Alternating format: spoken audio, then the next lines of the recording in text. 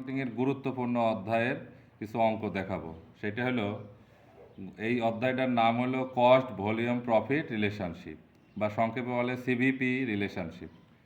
এইখানে সবচেয়ে যেটা বেশি তোমাকে জানতে হবে যে সেলস সমান সমান কী হয় বলো তো। সেলস সমান সমান ভেরিয়েবল কস্ট মানে ভিসি প্লাস এফসি মানে ফিক্সড কস্ট প্লাস প্রফিট। হ্যাঁ, আর যদি লস হয় তাহলে কি হবে, বিয়োগ দিবে এই জায়গায়, তখন বিয়োগ দিয়ে লস লিখবে। কি লিখবে? লস। সাধারণত এটা লিখলাম না, ঠিক আছে। তাহলে এখান থেকে মূল, এই চ্যাপ্টারে মূল যে সূত্রটা তোমাদের সব সময় জানতে হবে সেটা হলো সেলস ইজ ইকাল টু কি হয়, variable cost plus fixed cost plus profit. এইটাই যদি আমার কোনো কারণে ভিসি বের করা দরকার হয় তাহলে সেলসের থেকে এগুলা সব বিয়োগ হয়ে যাবে। কি হবে বলো তো? Sales minus FC minus profit. আবার যদি আমি কখনো ভিসি বের করি, ভিসি গুলো এফসি বের করি, একই সিস্টেম, সেলস মাইনাস তখন ভিসি মাইনাস প্রফিট।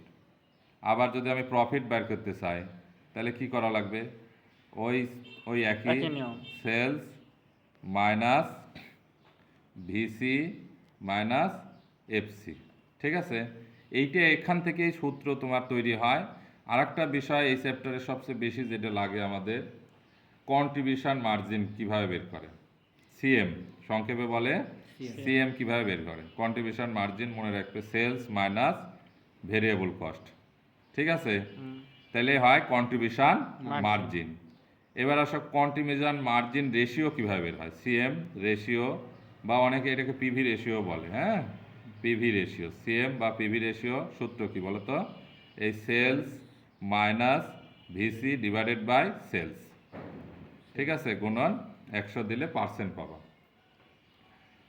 তো যাই হোক, এটা জরুরি না, তুমি sales minus VC divided by sales এইটা দিলে তুমি কি পাবে, পিভি রেশিও বা সিএম রেশিও, ঠিক আছে।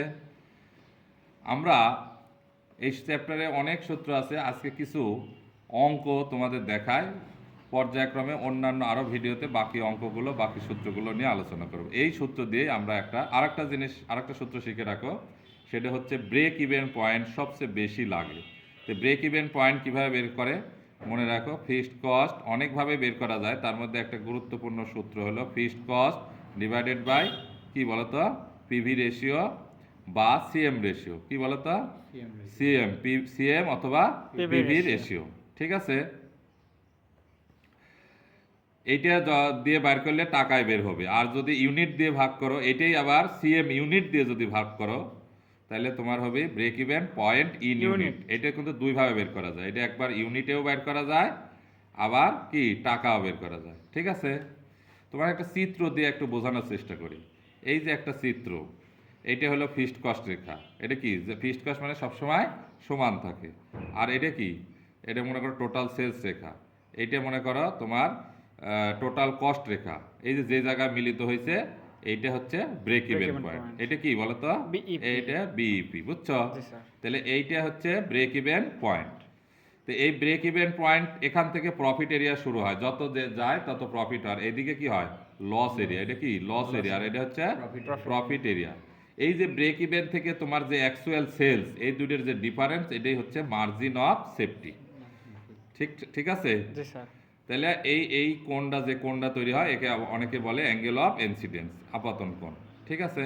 তাহলে তোমরা চিত্র দিয়ে বুঝাইলাম যে কিভাবে ব্রেক ইভেন মানে কি, যেখানে আয় ব্যয় সমান, আয়ও হয় না আবার লসও থাকে না, মানে এইরকম একটা লেভেলকে আমরা ব্রেক ইভেন বলি। এই ব্রেক ইভেন দুইভাবে বের করা যায়, একটা ইউনিটেও বের করতে পারো, একটা টাকায় বের করতে পারো। আমরা আজকে একটা, এই যে ফিন্যান্স ডিপার্টমেন্ট 2022 সালে একটা অঙ্ক আছে, সেখান থেকে আমরা ব্রেক ইভেন পয়েন্ট বের করা তোমাদের শিখাবো। ব্রেক ইভেন কিভাবে বের করে, প্রথমে লিখে নাও যে ব্রেক ইভেন পয়েন্ট ইউনিটে বের করতে কইছে। হ্যাঁ, ইউনিটে বের করলে সূত্র কি আমি বলে দিলাম, ফিক্সড কস্ট ডিভাইডেড বাই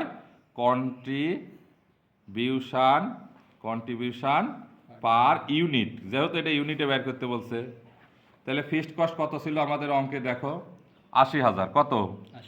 80,000। তাক ভাগ দিবে কন্ট্রিবিউশন পার ইউনিট দিয়ে। কন্ট্রিবিউশন কিভাবে বের করে তোমার আগেই বলেছি যে সেলস ইউনিট থেকে ভেরিয়েবল কস্ট বাদ দিলে কিন্তু কন্ট্রিবিউশন হয়ে যায়। তাহলে সেলিং প্রাইস পার ইউনিট কত ছিল? 35 টাকা। কত ছিল? 35 টাকা। আর ভেরিয়েবল কস্ট পার ইউনিট কত আছে? 15 টাকা। তাহলেই কিন্তু কন্ট্রিবিউশন পার ইউনিট পেয়ে যাবে। ঠিক আছে? তাহলে 80,000 ভাগ কত?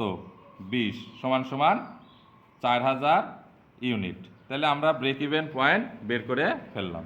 বুঝতে পারছো? এবার আসো মার্জিন অফ ইউনিট কিভাবে বের করব। 2 নম্বর টপিকস। 1 নম্বর আমরা শিখলাম ব্রেক ইভেন পয়েন্ট। এবার শিখবো margin of safety. Margin of safety কিভাবে বের করে? মার্জিন অফ সেফটি বের করে তোমার আগেই শিখালাম, এই যে এখানে চিত্রে, যে ব্রেক ইভেন সেলস থেকে অ্যাকচুয়াল সেলসের যে ডিফারেন্স, এটাই হচ্ছে মার্জিন অফ সেফটি। তাহলে আমার ব্রেক ইভেন সেলস আর অ্যাকচুয়াল সেলস কিভাবে বের করব?